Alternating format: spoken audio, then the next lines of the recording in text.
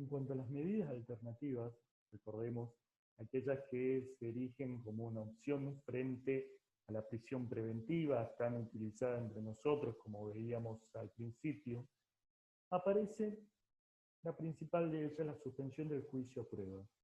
La suspensión del juicio a prueba, habíamos dicho al principio, esta no es una clase ni de derecho penal ni de derecho procesal penal, pero sí es dable decir que la suspensión del juicio a prueba es un instituto eminentemente procesal, contenido, no obstante, en la legislación de fondo, en el propio Código Penal. ¿Sí? Este instituto va a operar respecto de los delitos de baja cuantía.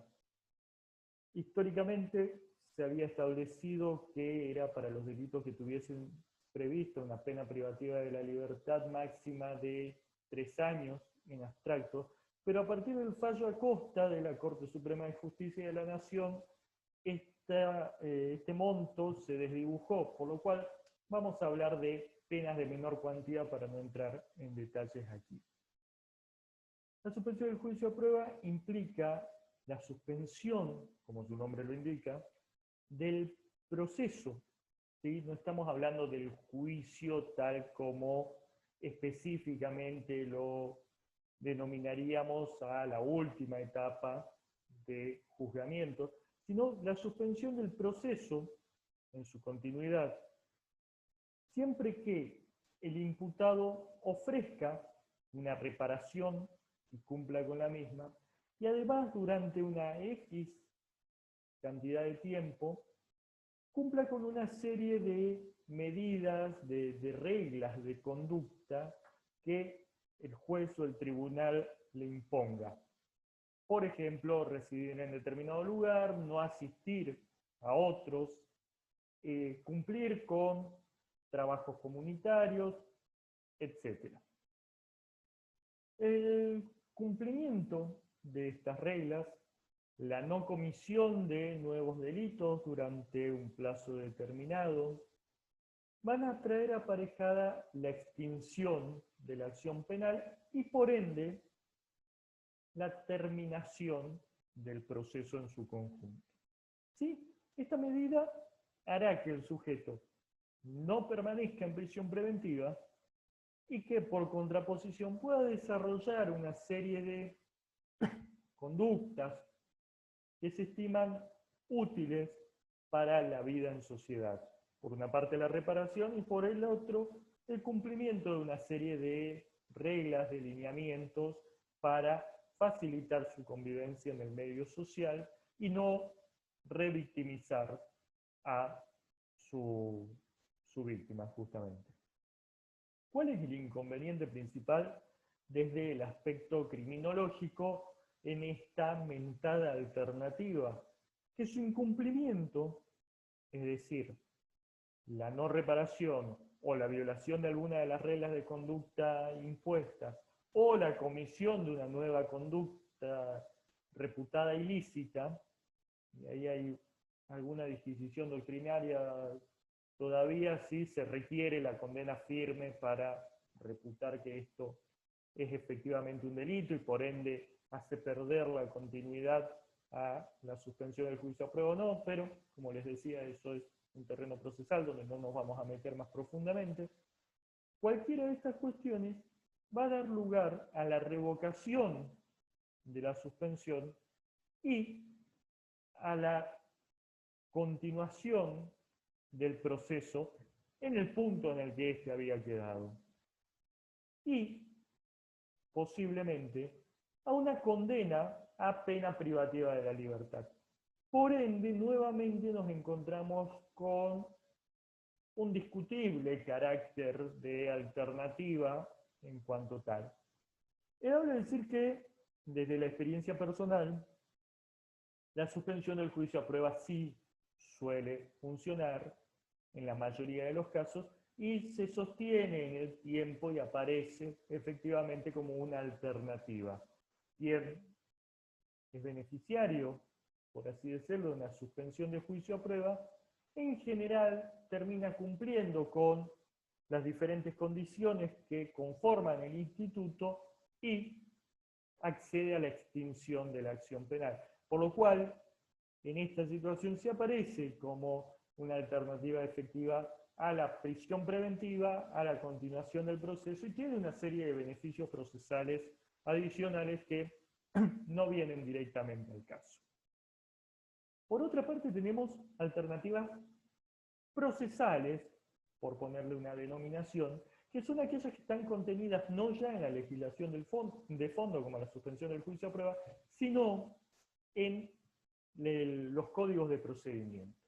Y así, sin querer agotar cuáles son estas alternativas, meramente enunciándolas, podemos decir que está la simple promesa de someterse al proceso, una suerte de caución juratoria, según la vieja terminología utilizada en el proceso penal, la obligación de fijar domicilio, esto sobre todo para facilitar el encuentro del imputado cuando sea necesaria su conducción a los tribunales, el sometimiento a la vigilancia de una persona o de una institución. Esto es interesante desde lo sociológico, desde lo criminológico, porque lejos de poner al sujeto bajo la vigilancia de la agencia penitenciaria, lo que se hace es ponerlo bajo el control de una persona o de una institución determinada, generalmente un patronato de internos y liberados que cumple esta función también, o de una persona de su círculo social más cercano, generalmente un familiar, que se supone, sea la institución o la persona, serán los encargados de velar que, por una parte, este sujeto concurra al proceso cada vez que sea requerido, y por otra, que no cometa nuevas conductas ilícitas. Esta parte suena un poco más dificultosa. Acá lo que se discute muchas veces es la capacidad real de una persona de su círculo íntimo, familiar o social, para hacerle cumplir efectivamente este sometimiento al proceso y la no comisión de nuevos delitos a una persona respecto de la cual anteriormente no ha podido o no ha querido tomar posicionamiento y accionar en el sentido que ahora se le pide. ¿Sí? No lo ha controlado anteriormente, ¿por qué lo controlaría ahora? Otra de las medidas de seguridad dentro de esta clasificación es la presentación periódica ante los tribunales, la prohibición de viajar, por ejemplo, para no ausentarse y evitar el peligro de fuga, la caución es lo que popularmente entre nosotros se conoce como fianza, y que no tiene mucho que ver con la fianza de las series o las películas yanquis, pago X cantidad de dinero en efectivo y quedo libre. No, la fianza, por lo menos aquí comarcanamente entre nosotros, tiene que ver o bien con una caución personal, es decir, con una persona que asume la responsabilidad de presentar al imputado cada vez que sea requerido, de someterlo al proceso, y en caso de incumplimiento se expone a la ejecución de una multa sobre su sueldo o sobre sus bienes, o bien una caución real que implica, o puede ser el depósito de una suma determinada de dinero en una cuenta judicial. Ahí sí se parecería a esta fianza de las ficciones yanquis. Digo de las ficciones porque ni siquiera en todos los Estados Unidos con su complejidad esto funciona de la misma manera. O bien, continuando, depositamos una suma, decíamos, o bien la anotación respecto de algún bien registrable, sea una propiedad inmueble, para eso se realizaría la anotación en el registro de la propiedad inmobiliaria, o bien de algún otro bien mueble registrable, por ejemplo un automóvil, una motocicleta, o incluso un caballo inscrito en los registros respectivos cuando son caballos de pura sangre, por ejemplo. ¿Sí? Cualquier bien mueble registrable también podría entrar en esto. Eso implica que si el imputado no se somete cuando es requerido, se ejecutaría o bien el dinero o bien esa cosa, ese bien que se ha anotado, vinculado a esta persona. Ya vamos a volver un poquito sobre eso. La pulsera electrónica es otra de las metodologías que sobre todo en el último tiempo ha tenido no solo receptación normativa, sino también una aplicación más asidua. La pulsera electrónica entre nosotros era algo extraño, algo que no aparecía. Desde hace 4 o 5 años aproximadamente esta parte, en Tucumán se han empezado a utilizar las pulseras electrónicas para procesados e incluso para condenados en las últimas etapas del proceso de resocialización o bien para un control esporádico en salidas determinadas. La última de estas, que vamos a considerar acá, les dije que era meramente enunciativa esta reseña. De ningún modo vamos a decir que están agotadas las alternativas procesales a través de lo que estamos diciendo. La última de ellas, la última que vamos a considerar, es el arresto domiciliario. Esto, que es usual en condenados que reúnan ciertas características, por ejemplo, personas con hijos a cargo menores de edad, sobre todo en la primera infancia, o con discapacitados a cargo, o personas que sufren alguna enfermedad que no puede ser tratada o que empeoraría dentro de la prisión, o de una edad superior a un límite preestablecido, entre los procesados era una medida bastante discutida. Parecía que la única opción, hasta no hace mucho tiempo, era la prisión preventiva, y cualquier modificación que hiciese incluso a la modalidad de cumplimiento no era bien receptada por la doctrina y la jurisprudencia. Y de hecho, algunos casos que se habían dado en Tucumán en este sentido, de conceder una prisión preventiva bajo una modalidad domiciliaria, habían sido bastante discutidos, bastante debatidos, porque no casualmente se aplicaban solamente en casos donde el imputado tenía ciertas características de preeminencia socioeconómica. ¿Sí? Hoy esto está receptado normativamente, ya no constituye un privilegio, sino que constituye una opción en sí misma. ¿Sí? Les decía que sobre estas cuestiones iba a volver, sobre algunas falencias que estas presentan. Previamente, aclaro, se pueden presentar de manera autónoma estas opciones que hemos visto, o se pueden presentar de manera conjunta. Por ejemplo, la promesa de someterse al proceso conjuntamente con la obligación de fijar domicilio y la prohibición de concurrir a determinados lugares o de viajar, o incluso la pulsera electrónica o una caución personal o real. Todo esto puede venir en una especie de combo. ¿Sí? Es decir, las principales deficiencias de estas alternativas están nuevamente en el carácter subsidiario que va a mantener la prisionización. Es decir, si yo imputado me acojo a alguna de estas alternativas, pero luego no la cumplo, la consecuencia directa va a ser la prisionización preventiva, el sometimiento a una medida tradicional de privación de la libertad ambulatoria hasta tanto se me juzgue efectivamente.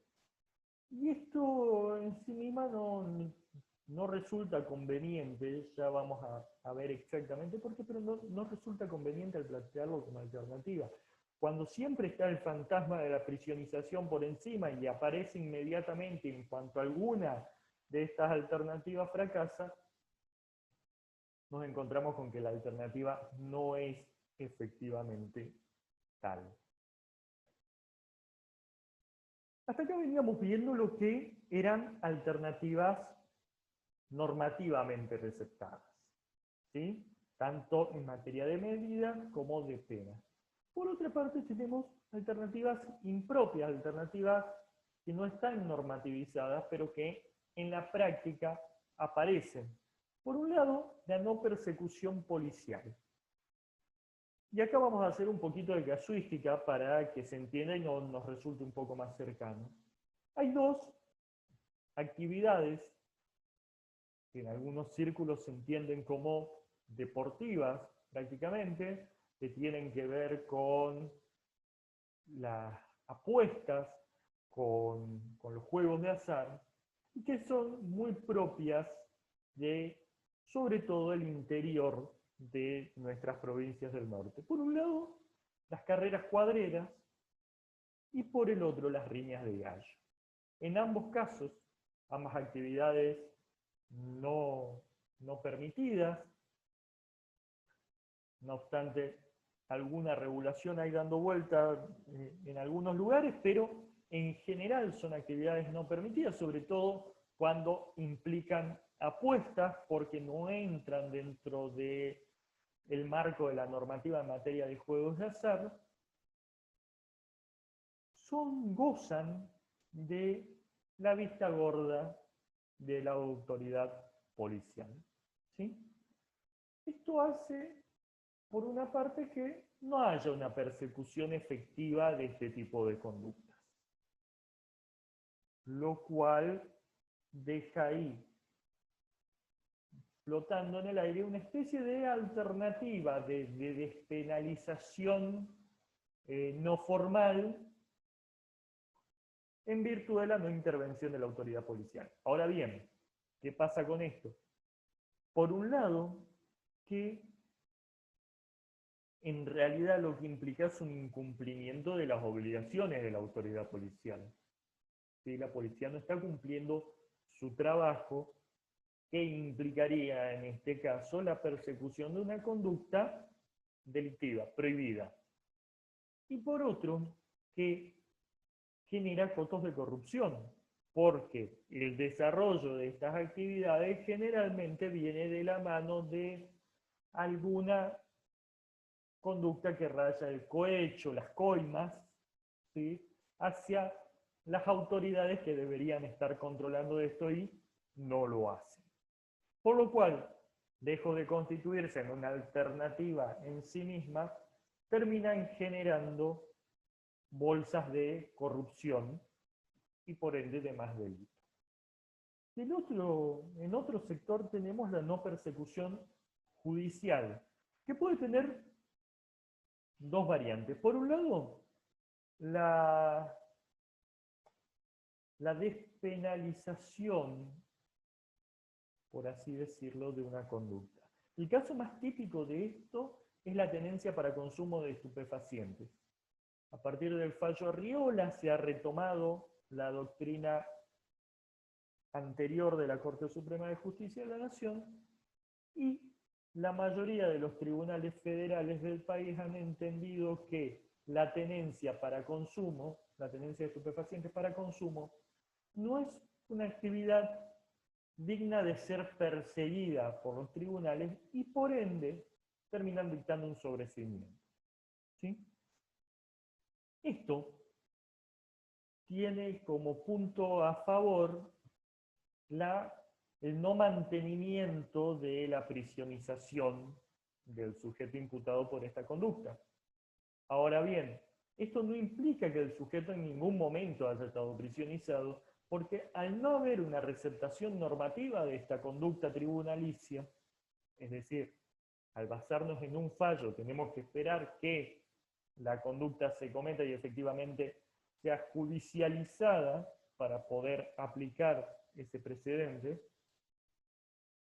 Si tuviésemos la norma modificada directamente, este sujeto no entraría al esquema del aparato punitivo, lo cual hace que la policía sí continúa persiguiendo estas conductas y por ende sí continúe deteniendo personas por esta misma conducta que solo son liberadas una vez que aparece en el escenario la autoridad judicial.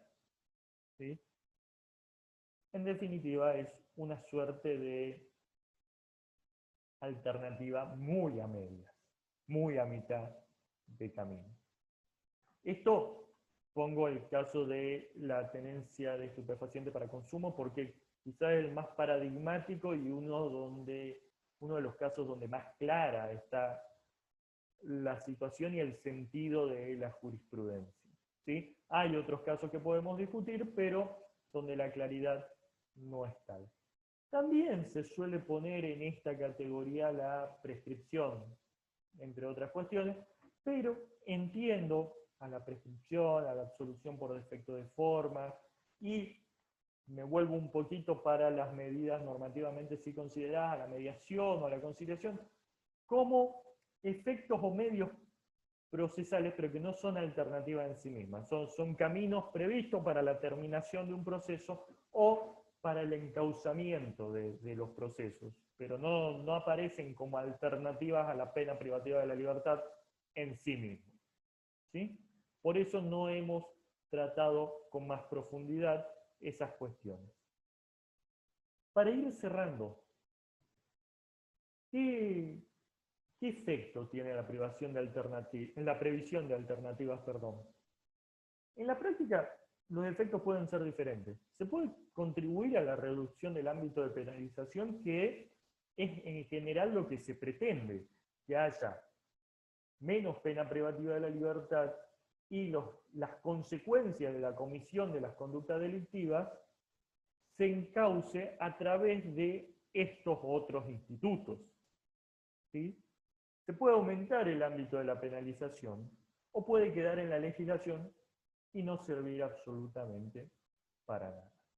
Bien, lo primero no está sucediendo en Argentina. Efectivamente no hay una menor punición porque tengamos alternativas, sean estas procesales o de fondo, o incluso porque los tribunales desarrollen algunas conductas de despenalización fáctica, más no normativa. Por el contrario, tenemos cada vez más presos en las cárceles argentinas. El número de presos ha aumentado terriblemente y, de hecho, los últimos estallidos en las cárceles argentinas, si bien mediáticamente han sido maquillados a través de otros fenómenos, por ejemplo, la coyuntura de la pandemia, en realidad tienen por principal causal la sobrepoblación. Sobrepoblación que volvió a ser un tema candente en las cárceles argentinas, sobre todo de la mano de los presos sin condena. Nuevamente volvemos a tener la mitad o un poco más de presos sin condena en el país. Por ende, hasta el momento lo que vemos es que, lejos de contribuir a una menor punición, la telaraña punitiva, la telaraña que enreda a ciertos sectores de la sociedad y los lleva hacia el ámbito propio del derecho penal, se va haciendo más grande. Esto obviamente es una finalidad no querida y de ningún modo quiere decir que las alternativas no deban ser procuradas y sostenidas, pero sí nos plantea la necesidad de evaluar el funcionamiento de las alternativas, pensar en otras de mayor efectividad y a la vez controlar y limitar el accionar de la cárcel como pena por antonomasia o como medida por antonomasia cuando actúa en el ámbito del interprocesal. Hasta acá no hemos tenido ni la voluntad ni la capacidad de hacer algo distinto a lo que venimos haciendo. Por lo cual el desafío es dejar de plantearnos más cárceles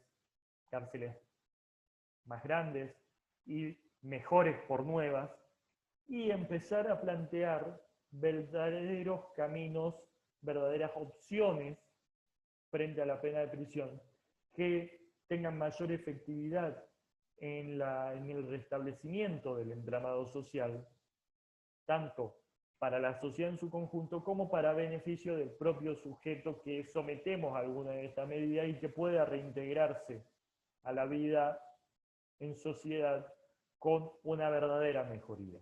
Hasta acá lo que sabemos es que la cárcel no nos está sirviendo para nada, o por lo menos para nada verdaderamente útil, social, individualmente hablando, por lo cual tenemos que empezar a pensar en otra cosa. El desafío está ahí, ya vamos a seguir en los conversatorios charlando esta cuestión, pero mientras tanto vayan pensando cuál es su posicionamiento respecto de los números de la prisión preventiva en la Argentina, cuál es su posicionamiento respecto de las condiciones de la cárcel en la Argentina y en Latinoamérica en general, y cuáles son las alternativas que quizás considerarían frente a estas realidades. Hasta acá hemos llegado, vamos a continuar conversando en vivo. Espero les sea útil esta clase y el agradecimiento por la atención. Muchas gracias.